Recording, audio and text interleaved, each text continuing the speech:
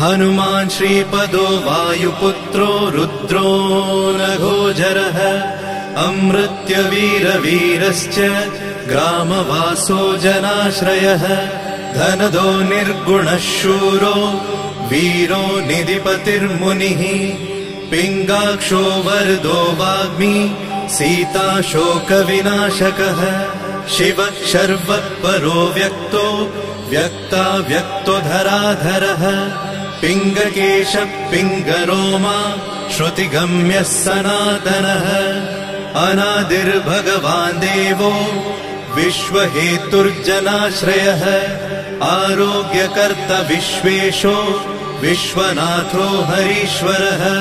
भर्गो रामो रामभक्तः कल्याणप्रकृतिस्थिरः विश्वम्भरो विश्वमूर्तिर्